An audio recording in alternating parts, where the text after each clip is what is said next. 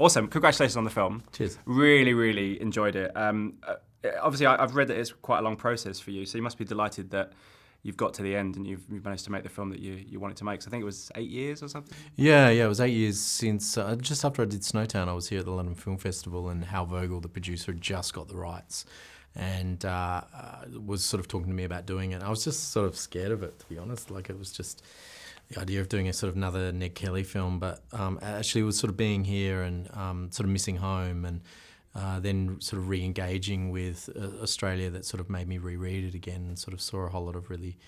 Well, I just saw how brilliant the book was and just the perspective of this Ned Kelly character that was so different from anything that had sort of been done before. So, yeah, it was tough. And then it was tough making. It was sort of a 2-3 year sort of 3-year process of getting the money, it falling over, getting the money again, and so it's been a bit of a journey, this one. Yeah. It's hard making films at the moment. I was going to say, because in between of you doing Snowtown, you did Macbeth and obviously Assassin's Creed, two very different movies, but two big movies in their way. Do you think you could have made this particular film before then, or was it good to have those experiences to then take it into something like this? There was definitely an energy coming off those two films and a kind of frustration that definitely played into True History, and a kind of wanting to try some stuff out and really investigate some more personal stuff. So I don't think I was ready to make it before I'd made those two films. So it just seemed to, the zeitgeist seemed to kind of just tell me, and it was so hard to make.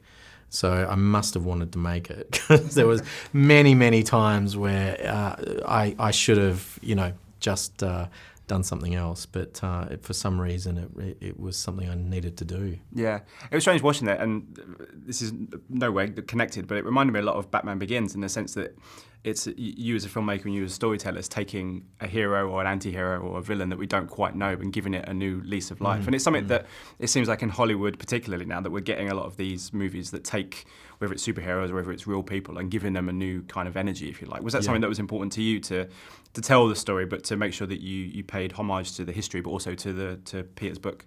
Yeah, definitely, and I think it's kind of it's deeply questioning kind of, well, what is true and what is not, and how your history can be stolen from you, and in a way, Ned is a kind of, in Australia, is a kind of caricature. He's a carnival, he's on the back of beer coasters now, and there's Ned Kelly pies, and he was part of the Olympic opening ceremony, and there's been endless books and films written about him. You do suddenly realise this sort of 24-year-old kid has sort of become this thing for everyone.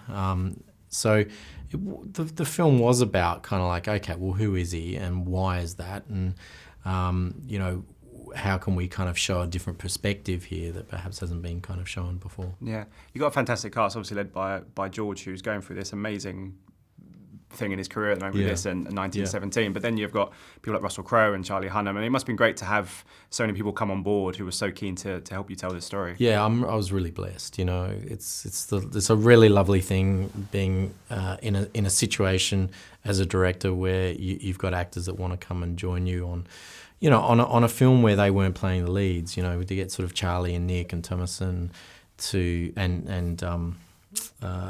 and Russell to be involved in this film with kind of characters that sort of dart in and out of the film was pretty extraordinary. I mean, I've never had an ensemble like it in one of my films, so I feel really blessed about that. Yeah, I just wanted to ask you about Assassin's Creed actually, because it's a movie that obviously came with a lot of not so much baggage, but premature, because it's a video game. People have their own interpretations of what a movie should be. I mean, obviously you spoke about your experiences. Does that put you off making those bigger movies, or are you someone now that if the opportunity came along to do something else that was big on scale that you'd consider, or is it all about script or anything with you? Yeah, not at all. I think it's just about it being ready, I think the tricky thing with Assassins was, it was very, very challenging getting a sort of a script together and satisfying many voices for that piece. And, they're always really tricky, kind of taking a game and making it into a kind of narrative and a story, and what is a really complicated game as well. So,